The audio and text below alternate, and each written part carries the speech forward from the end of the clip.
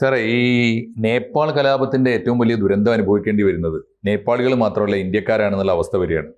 ഒന്ന്, ഇന്ത്യയിൽ നിന്ന് പോയ ഒരുപാട് സന്ദർശകർ അവിടെ കുടുങ്ങിക്കിടക്കുന്നു. അവർ വലിയ ആശങ്കയിലാണ്. ഇന്ത്യ ഗവൺമെൻറ് അവരെ സുരക്ഷിതമായി എത്തിക്കാനുള്ള ശ്രമത്തിലാണ്. രണ്ട്, അതിനേക്കാളും പ്രധാനപ്പെട്ട ഒരു കാര്യം, നേപ്പാളിലെ സകലമാന കുറ്റവാളികളും അന്തേവാസികളായിരുന്ന അവിടുത്തെ ജയിലുകൾ കലാപകാരികൾ തകർത്തു. കുറ്റവാളികൾ മുഴുവൻ പുറത്തിറങ്ങി വരികയാണ്. അതിനെക്കുറിച്ച് വന്ന ആദ്യത്തെ വാർത്ത, ഇന്ത്യയിൽ പിടികിട്ടാപ്പുള്ളികളായി പ്രഖ്യാപിച്ചിരുന്ന പലരും ഇവിടുന്ന് പോയി നേപ്പാളിൽ പിടിയിലായിട്ട് അവരെ അവിടെ ഒളിച്ചു കടന്ന, ഇന്ത്യയിൽ കുറ്റകൃത്യങ്ങൾ ഒരുപാട് ചെയ്തു കൂട്ടിയിട്ട് അവിടെ പോയി, അങ്ങനെയുണ്ട്. അപ്പോൾ അവരൊക്കെ കൂടി ഇനിയിപ്പോൾ നേപ്പാളിലെ ജയിലുകൾ തകർത്ത് പുറത്തിറങ്ങുന്ന കുറ്റവാളികൾ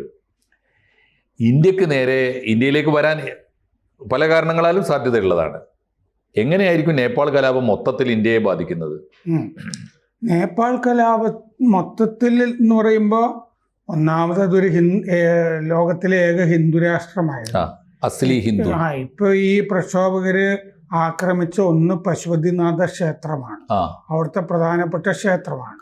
അത് പട്ടാളം തടഞ്ഞു കഴിഞ്ഞപ്പോൾ അതിൻ്റെ വാഹനങ്ങൾ മുഴുവൻ കത്തിച്ചു.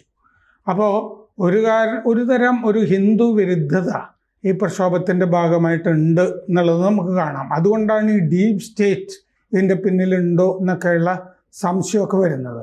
നമ്മൾ ഈ ബാർബറ ആഡംസിനെ പറ്റിയൊക്കെ CIA താല്പര്യങ്ങളൊക്കെ ചർച്ച ചെയ്തു. ഇപ്പോൾ അവിടെ പല ജയിലുകൾ, 5-6 ജയിലുകൾ തകർത്ത് തടവ് പുള്ളികൾ പുറത്തേക്ക് ചാടിയിട്ട് ഇന്ത്യയിലേക്ക് കടക്കാനായിട്ട് പല തടവ് പുള്ളികളും ശ്രമം നടത്തുന്നുണ്ട്. ഇതിൽ 22 തടവ് പുള്ളികളെ നമ്മുടെ അതിർത്തി സേന SSB എന്ന് പറയുന്നത് ഈ നേപ്പാളുമായിട്ടുള്ള അതിർത്തിയിലുള്ള നമ്മുടെ സേനയാണ് SSB. ഈ SSB പിടിച്ചിട്ടുണ്ട് 22 പേരെ. അപ്പോൾ സശാസ്ത്ര സീമാ ബൽ എന്നാണ് ഈ SSBയുടെ പൂർണ്ണ രൂപം. സശാസ്ത്ര സീമാ ബൽ എന്നുവെച്ചാൽ അതിർത്തി രക്ഷാ സായുധ സേന. അതെ, അതാണ്. അപ്പോൾ മഹോത്താരി, നവൽപരാസി വെസ്റ്റ്, സപ്താരി, കാഠ്മണ്ഡു ജയിലുകളൊക്കെ തകർത്ത് ഇതിൻ്റെ അകത്തു നിന്നൊക്കെ ആളുകൾ പുറത്ത് ചാടിയിട്ടുണ്ട്. കാഠ്മണ്ഡു പോസ്റ്റാണല്ലോ അവിടുത്തെ വലിയ പത്രം. അതിൽ 2 ജയിൽ പുള്ളികളെ പട്ടാളം വെടിവെച്ച് കൊന്നു എന്ന് അവർ റിപ്പോർട്ട് ചെയ്യുന്നുണ്ട്. നേപ്പാൾ പട്ടാളം വെടിവെച്ച് കൊന്നുണ്ട്. 7 പേർക്ക് പരിക്ക് പറ്റിയിട്ടുണ്ട്. ബുധനാഴ്ച ദദിമി ജില്ലാ ജയിലും മറ്റേ തകർത്ത് തടവുപുള്ളികൾ ചാടിയിട്ടുണ്ട്. ബുധനാഴ്ച ഉച്ചയ്ക്ക് 4 ജയിലുകൾ തകർത്ത് ജയിൽ പുള്ളികൾ ചാടിയിട്ടുണ്ട്. എന്നിട്ട് ഉത്തർപ്രദേശിലെ പല ചെക്ക് പോയിന്റുകളിൽ നിന്നാണ്, ഒരു സ്ഥലത്ത് നിന്നല്ല 22 പേരെ നമുക്ക് കിട്ടിയത്. ഉത്തർപ്രദേശിലെ പല ചെക്ക് പോയിന്റുകളിൽ നിന്നാണ്. അതിൽ സിദ്ധാർത്ഥ നഗറും പെടും. സിദ്ധാർത്ഥ നഗർ ഗോരഖ്പൂരുമായിട്ട് ചേർന്ന് കിടക്കുന്ന പ്രദേശമാണ്.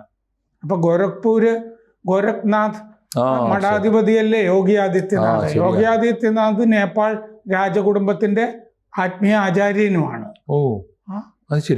അതായത് രാജാവ് വരണം എന്ന് പറഞ്ഞ് കഴിഞ്ഞ മാർച്ചിൽ പ്രക്ഷോഭം നടന്നപ്പോൾ അവർ ഉയർത്തിപ്പിടിച്ചത് പ്രക്ഷോഭകർ യോഗി ആദിത്യനാഥിന്റെ പോസ്റ്ററാണ്. അത് മുമ്പ് ഇദ്ദേഹത്തിന്റെ ഗുരുവും അവരുടെ ആത്മീയാചാര്യനായിരുന്നു. അഭിഷേകം നടത്തുന്നതൊക്കെ ഈ ഗോരഖ് പീഠത്തിൽ നിന്ന് പോയിട്ടുള്ള ആളുകളാണ് അത് ചെയ്യാറുള്ളത്. മഹന്ത് അവൈദ്യനാഥ്, ഇത്തരം ആളുകൾ. അപ്പോൾ ചൊവ്വാഴ്ച ഇപ്പോൾ ഇന്ത്യയിലെത്തിയിട്ടുള്ള 22 പേരെ പിടിച്ചല്ലോ. അവർ ചൊവ്വാഴ്ച വൈകിട്ടാണ് ജയിൽ ചാടിയത്. 2 ജയിലിൽ പ്രക്ഷോഭകർ തന്നെ ചെന്നിരുന്നു. ലളിത്പൂരിൽ നാക്കു ആണ് അതിലൊന്ന്. അപ്പോൾ നമ്മുടെ ഇൻ്റലിജൻസ് ഈ അവിടെ വിദ്യാർത്ഥി പ്രക്ഷോഭം നടക്കുമ്പോൾ തന്നെ നമ്മുടെ ചാര സംവിധാനം നമ്മൾ ശക്തമാക്കിയിരുന്നു. നേപ്പാളിലെ ആംഡ് പോലീസ് ഫോഴ്സുമായിട്ട് നമ്മൾ ബന്ധപ്പെട്ടുകൊണ്ടിരുന്നു. കാരണം നമ്മൾ പല പരിശീലനം അവർക്ക് കൊടുക്കുന്നതാണ്, അതിലെ ആളുകളെയൊക്കെ പരിചയമുള്ളത് കൊണ്ട്. 1963 SSB രൂപീകരിക്കുന്നത്. അതിർത്തി സേന നേപ്പാളിലുമായിട്ടുള്ള ചൈനയുമായിട്ടുള്ള യുദ്ധത്തിന് ശേഷം ആണ് ഈ SSB നമ്മൾ ഉണ്ടാക്കുന്നത്. 1751 കിലോമീറ്ററാണ് നേപ്പാളുമായിട്ടുള്ള അതിർത്തി. 5 സംസ്ഥാനങ്ങൾ നമ്മുടെ അതിൽ വരും. ഉത്തരാഖണ്ഡ്, ഉത്തർപ്രദേശ്, ബീഹാർ, പശ്ചിമ ബംഗാൾ, സിക്കിം, ഇതൊക്കെ അതിർത്തിയിൽ വരും. അപ്പോൾ ഈ കർഫ്യൂ അവിടെ ഉള്ളത് കൊണ്ട് നമ്മൾ ഈ പറഞ്ഞ അവിടുത്തെ ആംഡ് പോലീസ് ഫോഴ്സ് ഇന്ത്യക്കാരെ അങ്ങോട്ട് കയറ്റി വിടുന്നില്ല. അവിടെ നിന്ന് ഇങ്ങോട്ട് ഈ ജയിൽ ചാടി വരുന്നവർ മാത്രമേ ഉള്ളൂ. നേപ്പാളിൽ തന്നെ മഹാരാജ്ഗഞ്ചിൽ ബഡ് പതേനി ഈ സൂപ്പർ മാർക്കറ്റ് ഈ ജയിൽ ചാടിയവരൊക്കെ കൊള്ള ചെയ്തു എന്ന് വാർത്തകളുണ്ട്. 4 പേരെ അറസ്റ്റ് ചെയ്തു. അത് ബുധനാഴ്ച ഉച്ചയ്ക്കായിരുന്നു. രാഷ്ട്രീയ സ്വതന്ത്ര പാർട്ടി, രാജാവിനെയൊക്കെ അനുകൂലിക്കുന്ന പാർട്ടിയാണത്. രാഷ്ട്രീയ സ്വതന്ത്ര പാർട്ടി അധ്യക്ഷൻ ജയിലിലായിരുന്നു. രബി ലാമിച്ചനെ എന്ന് പറയുന്ന ആള്. അങ്ങനെ ഒരു സഹകരണ കേസിൽ പെടുത്തിയിട്ടാണ് അങ്ങനെ പിടിച്ച് ജയിലിലിട്ടത്, രബി ലാമിച്ചനെ. അപ്പോൾ നാക്കു ജയിലിൽ നിന്ന് ഈ ലാമിച്ചനെയെ പുറത്തിറക്കിയിട്ട് യുവാക്കളോടൊരു പ്രസംഗം തന്നെ അങ്ങനെ നടത്തി. എന്ന് പറഞ്ഞാൽ ജയിൽ തകർത്ത് ഈ ജയിൽ പുള്ളിയെ, ലാമിച്ചനെ, ഈ സ്വതന്ത്ര പാർട്ടിയുടെ രാഷ്ട്രീയ സ്വതന്ത്ര പാർട്ടി RSP, അവിടുത്തെ RSPയാണ്, അതിൻ്റെ നേതാവിനെ പുറത്താക്കി യുവാക്കളോട് പ്രസംഗിപ്പിച്ചു ചൊവ്വാഴ്ച ഉച്ചയ്ക്ക്. അപ്പോഴാണ് ജയിൽ ചാട്ടം തുടങ്ങിയത് എന്നാണ് റിപ്പോർട്ടുകളിൽ കാണുന്നത്. നേതാവിനെ പുറത്തിറക്കിയിട്ട് പ്രസംഗം നടത്തിയപ്പോൾ ബാക്കിയുള്ളവരൊക്കെ പുറത്തേക്ക് ചാടി. RSP കേന്ദ്ര കമ്മിറ്റി അംഗം ക്രാന്തി ശിഖ ദിത്തൽ ഒരു വീഡിയോയിൽ ഈ കാര്യങ്ങൾ, ഈ ജയിൽ വളപ്പിൽ ഇങ്ങനെ ലാമിച്ചനെ പ്രസംഗം നടത്തുന്ന വീഡിയോ ഇറക്കിയിട്ടുണ്ട്. രാജ് ബിരാജ് ജയില്, സപ്താരി, ഇതൊക്കെ ബുധനാഴ്ചയാണ് ജയിൽ പുള്ളികൾ ചാടിയത്. തീ വയ്ക്കുകയൊക്കെ ചെയ്തു ജയിലിന്. അന്തേവാസികൾ പിന്നെ കൊള്ളയൊക്കെ നടത്തി ജയിലിൽ തന്നെ. 397 പേര് അവിടെ നിന്ന് ചാടി. ദില്ലി ബസാർ, നാരായൺ താൻ, ഇവിടെ നിന്നൊക്കെ ആ പ്രദേശത്ത് 2,32,500 രൂപ, $2,500 ഈ ജയിൽ ചാടി ഒരാൾ ഉപേക്ഷിച്ചതായിട്ട് അവിടുത്തെ പോലീസിന് കിട്ടിയിട്ടുണ്ട്. ദില്ലി ബസാർ, നാരായൺ താൻ പ്രദേശങ്ങളിൽ നിന്ന്.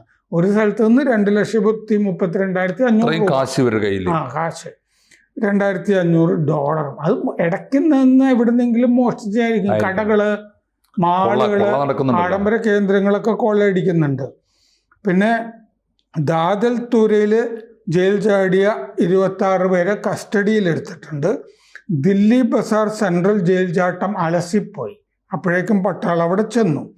നവാൽ പരാസി ജയിലിന് തീ വെച്ചു. അവിടെ നിന്ന് എല്ലാവരും രക്ഷപ്പെട്ടു. ജലേശ്വർ ജയിലിൽ ചൊവ്വാഴ്ച വൈകിട്ട് 572 പേര് രക്ഷപ്പെട്ടു. അവിടെ നിന്ന് വൈകിട്ട് 7 മണിക്കാണ് ചാടിയത്. 500 പ്രതിഷേധക്കാർ വടിയുമായി ചെന്നിട്ടാണ് അവിടെ ജയിൽ ബ്രേക്ക് ഉണ്ടായത്. ഈ അടുക്കളയിൽ ധാരാളം മരം മുട്ടികളൊക്കെ ഉണ്ട്, വിറകിനുമൊക്കെ ഉള്ളത്. ഈ മരം മുട്ടികളൊക്കെ ഉപയോഗിച്ചിട്ട് ജയിലിൻ്റെ മതിൽ തകർത്തതായിട്ടും റിപ്പോർട്ടിൽ പറയുന്നുണ്ട്. അപ്പോൾ വലിയ ജയിൽ ചാട്ടങ്ങൾ, അതിഭീകരമായ സംഭവങ്ങൾ. മാത്രമല്ല ജയിലിനകത്തും കലാപം. ജയിലിൽ തടവുപുള്ളികളാണല്ലോ കലാപം കൂട്ടി പുറത്തിയാടുന്നത് അല്ലേ? അതെ. ഒരു മന്ത്രിയുടെ ഭാര്യയെ കത്തിച്ചു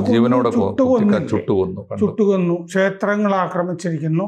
അപ്പോൾ കലാപം, ഈ പ്രക്ഷോഭം എന്ന് പറയുന്നത് ഒരു നേരിയ മട്ടിലൊന്നും അല്ലായിരുന്നു.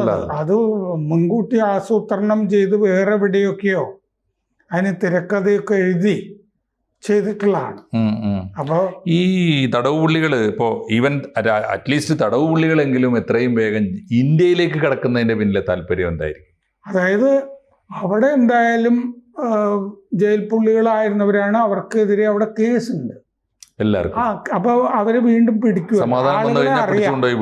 ഇവിടെ വന്നു കഴിഞ്ഞാൽ ഈ പല അതിർത്തി സംസ്ഥാനങ്ങളിലും നുഴഞ്ഞു കയറി ജീവിക്കാവുന്ന അവസ്ഥ പല സ്ഥലങ്ങളിലും ഒക്കെ ഉണ്ട്.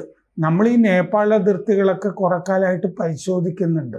കാരണം പാകിസ്ഥാനും ബംഗ്ലാദേശിൽ നിന്നുള്ള നുഴഞ്ഞുകയറ്റക്കാരെ നമ്മൾ പിടിക്കുന്നത് കൊണ്ട് നേപ്പാൾ വഴി നുഴഞ്ഞു കയറാം എന്ന് വിചാരിക്കുന്നുണ്ട്. അവിടെ ഒരു മോസ്ക്, ഈ തെരായി ഭാഗത്തുമൊക്കെ ഉള്ളൊരു മോസ്ക് ഇതിൻ്റെ കേന്ദ്രമാണെന്നും ഒക്കെ ഉത്തരാഖണ്ഡിൽ നിന്നൊക്കെയുള്ള റിപ്പോർട്ടുകളൊക്കെ ഞാൻ വായിച്ചിട്ടുണ്ട്. അപ്പം നുഴഞ്ഞുകയറ്റത്തിന് നേപ്പാൾ അല്ലെങ്കിൽ തന്നെ ഈ രാജ്യാന്തര മയക്കുമരുന്ന് ശൃംഖലകളിലേക്ക് ഒരു ട്രാൻസിറ്റ് പോയിന്റ് ഒക്കെ അല്ലേ കൊളംബോ, കാഠ്മണ്ഡു എന്നൊക്കെ പറയുന്ന സ്ഥലങ്ങളുമൊക്കെ. അപ്പോൾ അതുകൊണ്ട് രക്ഷപ്പെട്ട് ജീവിക്കാൻ പറ്റിയ സ്ഥലം. ഒറ്റ കാര്യം കൂടി സാർ, ഈ ലോകത്തിലെ ഏറ്റവും വലിയ അല്ലെങ്കിൽ ഏറ്റവും വലിയ ഹിന്ദു ഭൂരിപക്ഷമുള്ള രാജ്യം, 85-86% മറ്റോ ഹിന്ദുക്കളുള്ള രാജ്യം, ബാക്കി ഒരു 6-7% ബുദ്ധന്മാരുമാണ്.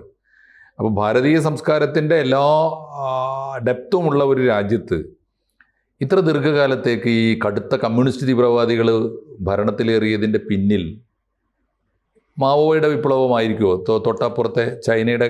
ആ ചോദ്യം നന്നായി. കാരണം നമ്മുടെ DGP ആയിരുന്ന TP സെൻകുമാർ ഇട്ട ഒരു പോസ്റ്റിൽ പറഞ്ഞിട്ടുണ്ട്, 1980-കളിൽ നമ്മുടെ ഒരു നേതാവ് ഭാര്യയുടെ കൂടെ പശുപതിനാഥ് ക്ഷേത്രം നേപ്പാളിൽ സന്ദർശിക്കാൻ പോയി. അപ്പോൾ മതപരമായ കാരണങ്ങളാൽ ഈ നേതാവിൻ്റെ ഭാര്യയെ പുറത്തു നിർത്തി, ക്ഷേത്രത്തിൽ കയറ്റിയില്ല എന്ന് പറഞ്ഞാൽ അവർ ഹിന്ദു അല്ല എന്ന് പറഞ്ഞാൽ സോണിയാഗാന്ധി ആയിരിക്കണം. വളരെ സ്ട്രെയിറ്റ് ആണ് കാര്യം. അതെ. അപ്പോൾ രാജീവ് ഗാന്ധി സോണിയാഗാന്ധി ആയിരിക്കണം. അപ്പോൾ അവർക്ക് ക്ഷോഭം വന്നു. അതിനെ തുടർന്നിട്ട് അവിടുത്തെ രാജഭരണം അട്ടിമറിച്ചു. അങ്ങനെ രാജീവ് ഗാന്ധിയുടെയൊക്കെ നേതൃത്വത്തിൽ പ്രതിഷ്ഠിക്കപ്പെട്ടതാണ് ഈ മാവോയിസ്റ്റ് നേതൃത്വത്തിനെ എന്നാണ് സെൻകുമാറിൻ്റെ പോസ്റ്റിൽ നിന്ന് നമുക്ക് മനസ്സിലാകുന്നത്. അദ്ദേഹത്തിന് അതിനെപ്പറ്റി കൂടുതൽ, അദ്ദേഹത്തിന് CBI ബന്ധങ്ങളോ IB ബന്ധങ്ങളോ ഒക്കെ ഉണ്ടായിരുന്ന ആളല്ലേ അദ്ദേഹം. അപ്പൊ സോണിയാഗാന്ധിയെ ക്ഷേത്രത്തിൽ കയറ്റിയില്ല എന്നുള്ളതിന്റെ വൈരത്തിന്റെ ഭാഗമായിട്ടാണ് അവിടെ ഒരു കൂട്ടക്കൊല നടന്നല്ലോ രാജകൊട്ടാരത്തിന്റെ അകത്ത്. അപ്പോ രാജകൊട്ടാരത്തിലെ മുതിർന്ന അംഗങ്ങളെയൊക്കെ അതെ കൊലപ്പെടുത്തിയല്ലോ. അത് കഴിഞ്ഞിട്ടാണല്ലോ പിന്നെ ഈ ജ്ഞാനേന്ദ്ര രാജാവായി വരുന്നത്, അവശിഷ്ടം ആയിട്ടൊക്കെ വരുന്നത്.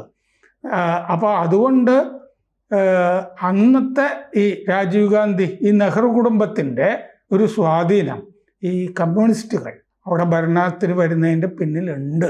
ഇന്ത്യയുടെ ഒരു ഒത്താശ, അന്നത്തെ ഇന്ത്യൻ ഭരണത്തിൻ്റെ ഒരു ഒത്താശ ഉണ്ട് എന്നാണ് മനസ്സിലാക്കേണ്ടത്. അങ്ങനെയാണെങ്കിൽ ഇപ്പോൾ അവസാനമായിട്ട് ഈ നേപ്പാളിലെ ഭരണകൂടം അന്നു മുതൽ തുടർച്ചയായിട്ട് തന്നെ ഏറ്റവും ഒടുവിൽ ഈ KP ശർമ്മ ഒലി വരെയുള്ള ഭരണകൂടം മുഴുവനും ഏറെക്കുറെ ഏറിയും കുറഞ്ഞും കടുത്ത ഇന്ത്യ വിരുദ്ധരായിരുന്നല്ലോ. അങ്ങനെയാണെങ്കിൽ നേപ്പാളിലെ ഈ റജീം മാറ്റം ഇന്ത്യക്ക് ഗുണകരമായി തീരും എന്ന് പ്രതീക്ഷിച്ചാലോ? അതായത് ഇപ്പോൾ നമ്മൾ ഈ വിദേശകാര്യമന്ത്രി ചൈനയുടെ ഇന്ത്യയിൽ വന്നു, നമ്മൾ കരാറൊക്കെ ഒപ്പിട്ടു, ചൈനയിലേക്ക് ചരക്ക് നമുക്ക് കൊണ്ടുപോകാം, കച്ചവടമാകാം എന്നൊക്കെ തീരുമാനിച്ചു. നമ്മൾ ചൈനയിലേക്ക് ചരക്ക് കൊണ്ടുപോകുന്നത് ലിപ്പുലേക്ക് ചുരം വഴിയാണ്, നേപ്പാളിലെ കാലാപാനി എന്നൊക്കെ പറയുന്ന സ്ഥലം. അത് നേപ്പാളിന്റെ ആണോ? അത് തർക്കമല്ലേ സർ? നമ്മുടേതാണെന്നോ? അവരുടെ നമ്മുടേതാണെന്നും ഉത്തരാഖണ്ഡിന്റെ ഭാഗമാണെന്നും നമ്മൾ പറയുന്നു. അത് കാളി നദിയുടെ ഉത്ഭവം വെച്ചിട്ടാണ് പറയുന്നത്.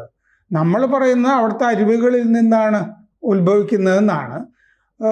ശർമ്മ ഒലി പറയുന്ന അങ്ങനെയല്ല. ശർമ്മ ഒലി അവരുടെ ഭാഗമായിട്ട് ഈ ചൈനയൊക്കെ ചെയ്യുന്ന പോലെ ഒരു ഭൂപടം ഉണ്ടാക്കിയിട്ട് ഭൂപടം ഭരണഘടനയിൽ വരച്ചു ചേർത്തിട്ട് ഭരണഘടന പരിഷ്കരിച്ചിട്ട് പാസ്സാക്കി പാർലമെന്റ്. അപ്പോൾ ഇന്ത്യക്ക് ഇതുവഴി ചരക്ക് നടത്താൻ സമ്മതിക്കില്ല എന്നൊരു നിലപാട് എടുത്ത സർക്കാരാണ് ഈ ഒലിയുടെ സർക്കാർ. അപ്പോൾ ഇന്ത്യ വിരുദ്ധ സർക്കാരായിരുന്നു അത്. പിന്നെ ഇപ്പോഴത്തെ ഭരണമാറ്റം നമുക്ക് അത്ര സന്തോഷിക്കാനായിട്ട് സ്കോപ്പില്ല. എന്തുകൊണ്ടാന്ന് വെച്ച് കഴിഞ്ഞാൽ നമ്മൾ ഈ ചർച്ച ചെയ്തതാണ് ഇതിൻ്റെ പിന്നിൽ ബാഹ്യ ശക്തികളാണ്. ബംഗ്ലാദേശിൽ സംഭവിച്ച പോലെ, ശ്രീലങ്കയിൽ സംഭവിച്ചതുപോലെ ഒക്കെയാണ്. മാറ്റത്തെ പിന്തുണച്ചാൽ പക്ഷേ നമുക്ക് കൂടി നെഞ്ചത്ത് കൂടി അടിയും. കാരണം അവിടുത്തെ മേയർ, ഈ ഹമി നേപ്പാൾ എന്ന് പറഞ്ഞ സംഘടന, ഇതൊക്കെ സംശയാസ്പദമായ സംഘടനയാണ്. ചൈനയുമായിട്ട് ഇന്ത്യ സൗഹൃദത്തിലേക്ക് പോകുന്നു എന്ന് കണ്ടതിലുള്ള ചൊറിച്ചിൽ കാരണം ചില ബാഹ്യശക്തികൾ നടത്തിയ അട്ടിമറിയായിട്ടേ ഇത് കാണാൻ ആകാം. ഒറ്റ കാര്യം കൂടി, ഇത്രയൊക്കെ ആയിട്ടും ഇന്ത്യ ഗവൺമെൻറ് ഔദ്യോഗികമായി കലാപകാരികളെ തള്ളിപ്പറഞ്ഞിട്ടില്ല.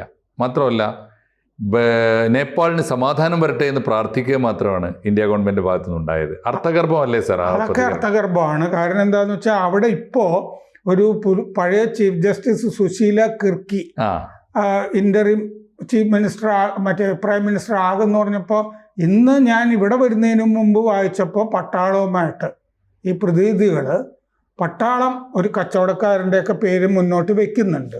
അപ്പോൾ അതുകൊണ്ട് അതിനെപ്പറ്റി തർക്കങ്ങൾ നിലനിൽക്കുന്നു എന്ന് പറഞ്ഞ് ഞാൻ വായിച്ചു. കാരണം ഇപ്പോൾ ഈ സുശീല കർക്കിയുടെ അല്ലാതെ മേയർ ബലേന്ദ്ര ഷായുടെ പേര്, മുൻ സ്പീക്കർ അൻസാരി ഗാർത്തി മഗറിൻ്റെ പേര്, അഭിഭാഷകൻ ഓം പ്രകാശ് ആര്യാലിൻ്റെ പേര്, ഡോക്ടർ KC ഗോവിന്ദയുടെ പേര്, ബ്രിഗേഡിയർ ജനറൽ പ്രേം ഷാഹി, മുൻ ചീഫ് ഇലക്ഷൻ കമ്മീഷണർ നീൽകാന്ത് ഉപ്രേട്ടി, കുറേ പേരുകൾ വന്നു. ഇങ്ങനെ പേരുകൾ വന്നു. അപ്പോൾ പട്ടാളം പേര് കൊണ്ടുവന്നപ്പോൾ ഈ പ്രതിനിധി രക്ഷാബാ ഈ മീറ്റിങ്ങിൽ നിന്ന് ഇറങ്ങിപ്പോയി. പട്ടാളം ബിസിനസ്സുകാരനായ ദുർഗാ പർസായിയുടെ പേര് പറയുന്നു എന്നാണ് ഇദ്ദേഹം പത്രപ്രതിനിധികളോട് പറഞ്ഞത്. ഒരു ബിസിനസ്സുകാരൻ്റെ പേര് പറയുന്നു. രാഷ്ട്രീയ സ്വതന്ത്ര പാർട്ടിയെയും ചർച്ചയിൽ വേണമെന്ന് പട്ടാളം ഇൻസിസ്റ്റ് ചെയ്തു. രാജാവിൻ്റെ കൂടെ നിൽക്കുന്ന രാജപക്ഷമാണ്, അത് പറ്റില്ല എന്ന് ഇവർ പറഞ്ഞു. അപ്പോൾ പർസായിയും ഈ ബിസിനസ്സുകാരനും രാജാവിനെ അനുകൂലിക്കുന്ന ആളാണ്. അപ്പോൾ ഇതിൽ നിന്ന് മനസ്സിലാകുന്നത് എന്താണെന്ന് വെച്ച് കഴിഞ്ഞാൽ പട്ടാളത്തിന് വേണമെങ്കിൽ രാജഭരണം ആയിക്കോട്ടെ എന്നൊരു തോന്നൽ പട്ടാളത്തിനുണ്ടോ എന്നൊരു സംശയം ഇതിൽ നിന്ന് വരുന്നുണ്ട്. അങ്ങനെയാണെങ്കിൽ രാജഭരണം തിരിച്ചു വന്നു. അപ്പൊ നമ്മൾ ബംഗ്ലാദേശിൽ ചെയ്ത പോലെ ഇതെങ്ങോട്ട് പോകുന്നു എന്ന് നോക്കാം. നോക്കിയിട്ട് ഇനിയും അടുത്ത ദിവസങ്ങളിൽ പ്രതികരിക്കാം. ഓക്കെ. കൂടുതൽ വാർത്തകളും വിശേഷങ്ങളും നിങ്ങളിലേക്ക് എത്താൻ ABC മലയാളം സബ്സ്ക്രൈബ് ചെയ്യുക, ബെൽ ബട്ടണും അമർത്തുക.